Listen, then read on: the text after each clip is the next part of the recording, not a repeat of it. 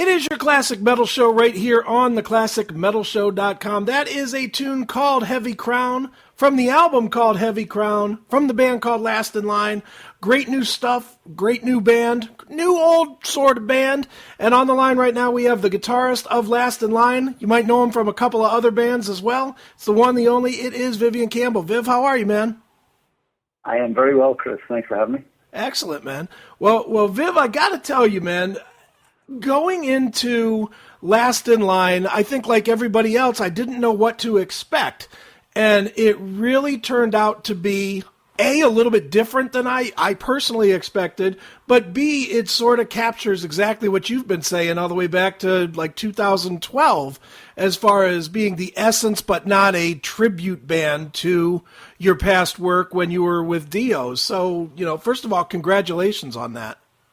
Thank you very much. Yeah, we're really pleased with how the record came out, and we're exceptionally pleased with the response to it so far. It's just been tremendous, bittersweet time, obviously, because Jimmy didn't live to see the release of this record, and that's kind of put us at a bit of a crossroads. But, we all really, really believe in this project and in this record, and Jimmy especially. Jimmy actually went out and had a tattoo. He died with one tattoo on his body, and that was Last in Line. Wow.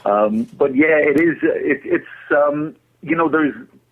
There's a chemistry that every musician has, and when you get together and play with certain guys, that creates a unique sound in and of itself. And when Jimmy and Vinny and I played together, it's always been the unmistakable sound of the early Dio records, and it's not contrived in any way. I mean, it's just that's the sound we make, So we knew that it was going to have that element, But Andrew Freeman, came in, and he's a really, really strong, powerful singer, but he doesn't have the tonality of Ronnie. He's a totally different singer, which is what made all this possible in my mind to begin with. If Andrew had walked into the room the first day we met him, if he had sounded anything like Ronnie, I wouldn't have been interested in doing this at all. I don't believe that you can just replace musicians with sound-alikes. And Ronnie was the best of his genre. He had an incredibly unique voice.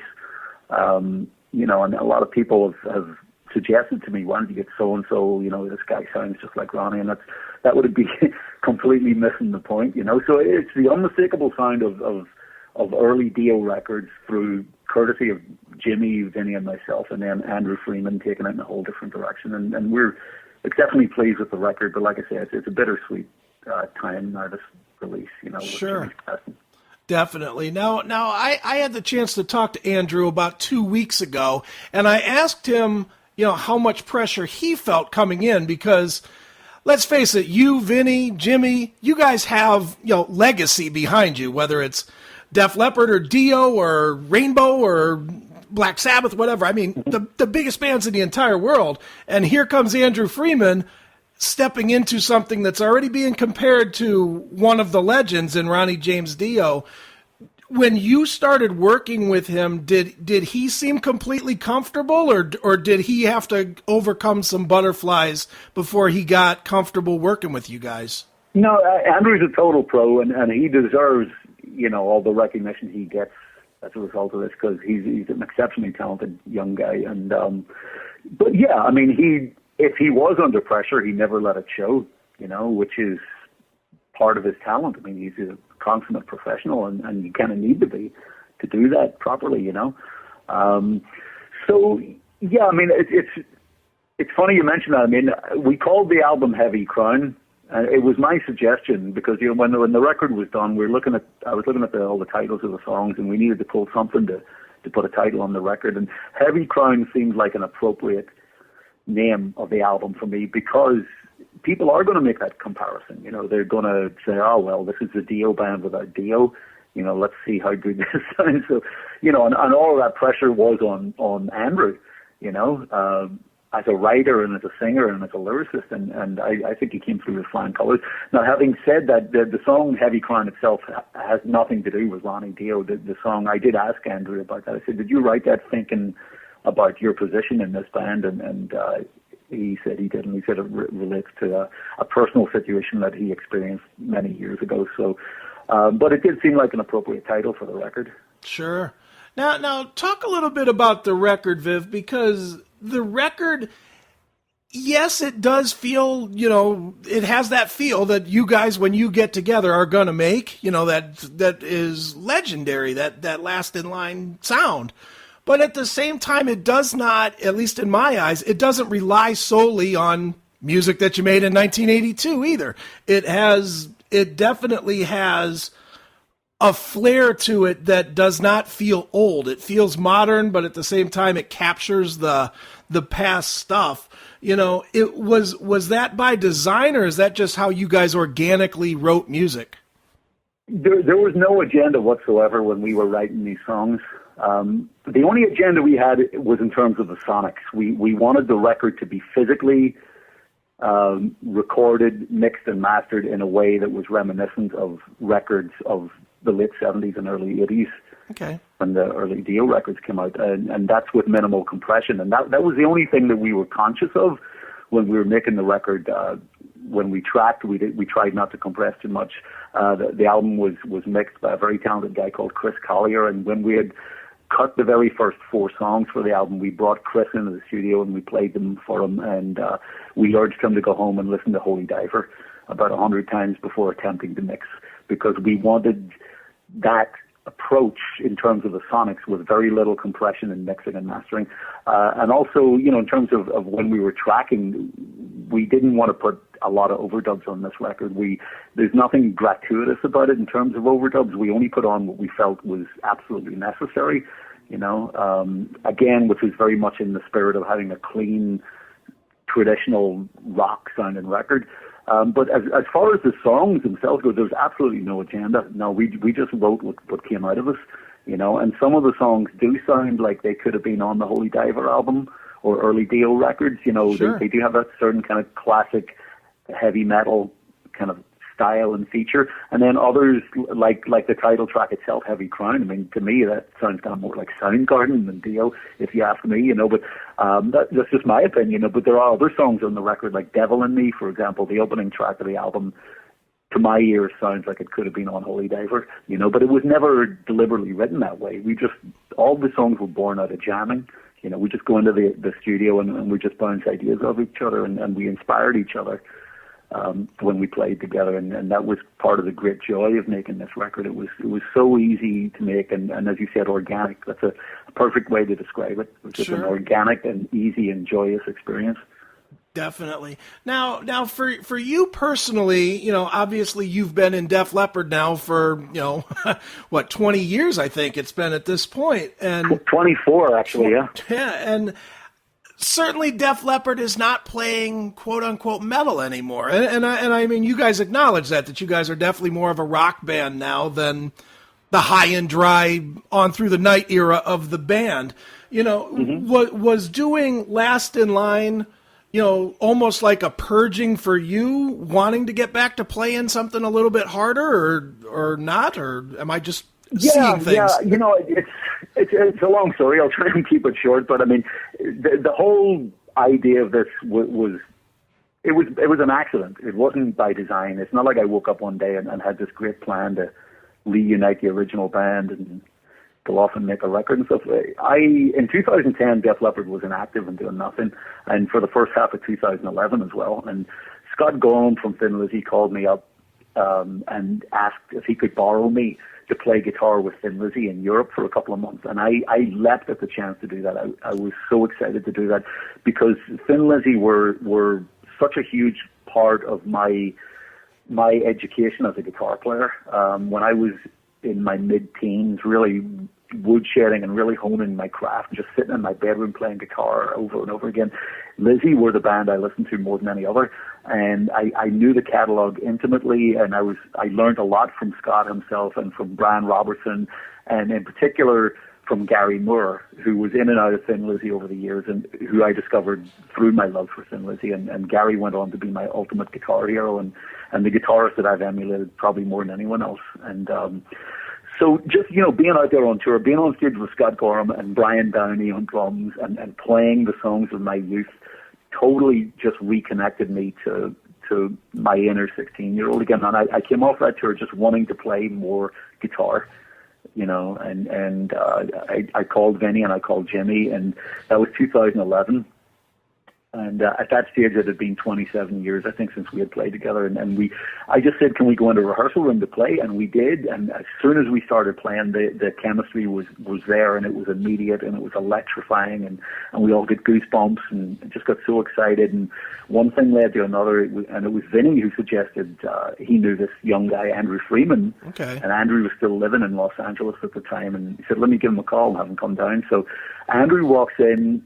First time I met him, he starts singing, and he didn't sound anything like Ronnie. He was a very strong, powerful singer, but had a completely different tonality, and that's what got me thinking, because you had the unmistakable sound of early Dio with Vinny and Jimmy and I playing, and a singer who had a whole different tonality and took the songs in a different direction. And so right there and then I just suggested we should go out and do some gigs just for fun, and that's all we ever did. We just had a very limited agenda.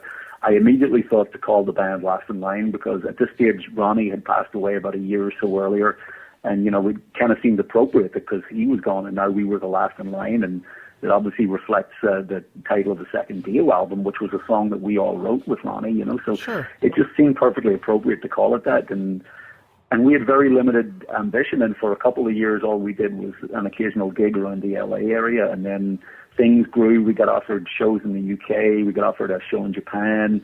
And off the back of that, we got offered a record deal. And I can honestly say that we were not thinking about going to that place. We weren't thinking about writing and recording new music. But when Frontiers Records gave us the opportunity, we decided to give it a go. And we started writing. And like I said earlier, it fell out of us. It was so easy and so much fun to do. So here we are, it's like I said before, it's bittersweet because the album's actually been in the can for over a year. Okay. It could have been released last spring, and we decided not to release it because we were waiting for our schedules to open up so that we could all go on tour to promote this record. And we had a tour booked, and then Jimmy passed away January 23rd, Right. and we canceled the tour.